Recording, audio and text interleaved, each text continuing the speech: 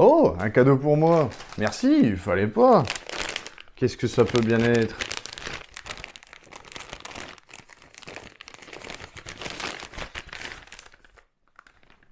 Une pelle à feu?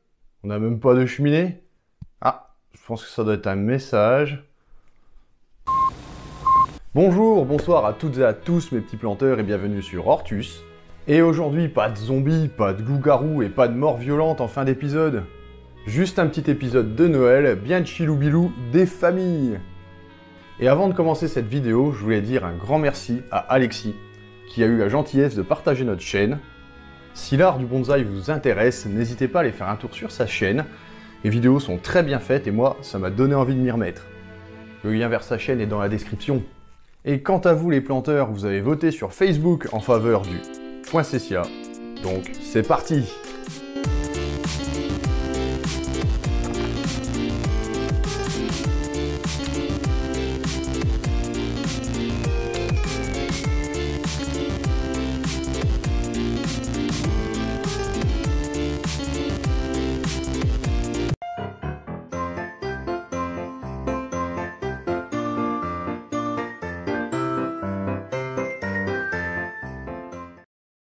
Ah, Noël, la période de l'année préférée de beaucoup de monde. On se retrouve en famille et les étudiants vont enfin pouvoir remanger de la viande. Avec papy et mamie de la cuisine, bien sûr, faut pas déconner. Et il y a pas mal de plantes associées à cette période. Les sapins, bien sûr, mais aussi les élébores, aussi appelés roses de Noël. Mais on garde ça pour d'autres vidéos. Et bien sûr, notre sujet du jour, le poinsettia, aussi appelé étoile de Noël.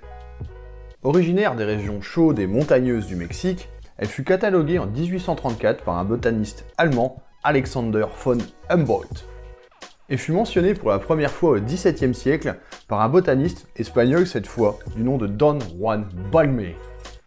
Muy bonita, señorita, hey! Et c'est un épisode de la série Arboretum, car dans la nature, c'est une plante arbustive ligneuse.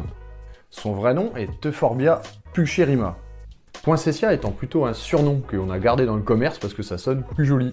Et du coup de la famille des Euphorbiaceae, une famille de plantes assez vaste que l'on retrouve sur presque tous les continents avec des aspects aussi très différents.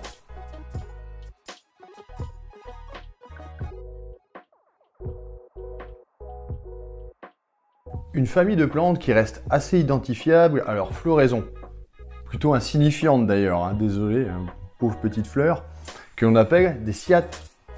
Et en ce qui concerne le poinsettia, les parties roses, rouges ou blanches de la plante ne sont pas des pétales, ce sont des bractées. Les dernières séries de feuilles, mais qui font quand même partie de l'inflorescence, qui portent cette teinte.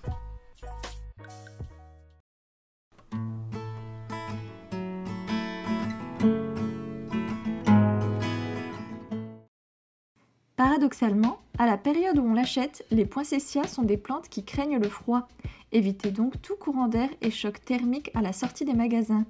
Une fois chez vous, pour les garder le plus longtemps possible, il faut les installer dans une pièce à au moins 20 degrés et les arroser une fois que le substrat est sec en surface, avec une eau à température ambiante, voire un peu tiède. En production, c'est une plante dite de jour court, c'est-à-dire que la floraison arrive à partir du moment où les nuits dépassent 12 heures.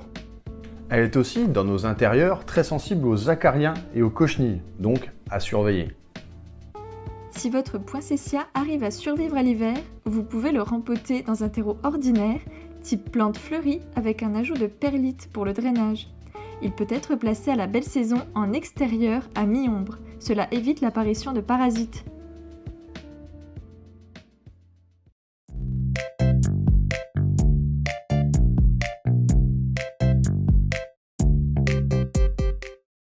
Donc, bien évidemment, une plante tropicale qui craint le froid, mais qui est vendue quasiment uniquement à la période de Noël, a bien droit à son lot de petites anecdotes sympas. Pour commencer, le poinsettia à Noël est quelque chose de purement américain, Coca-Cola, tout ça.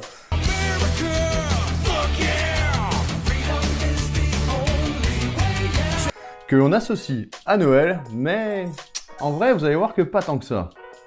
Elle doit son nom au premier ambassadeur américain au Mexique, Joël Robert Poinsett. Également botaniste à ses heures perdues, et il fut pris envers cette plante d'un amour sans pareil. À un tel point que, pour lui faire plaisir, la plante prit son nom. Et à la mort de Poinsès, un 12 décembre, le Congrès américain déclara cette journée comme la journée nationale du poinsettia. Donc rien à voir avec Noël dans les faits, juste que les dates et les couleurs collent bien au thème. Les anciens peuples du Mexique connaissaient aussi déjà très bien cette plante, qu'ils appelaient, je vous l'écris parce que c'est imprononçable, en langue nahuatl.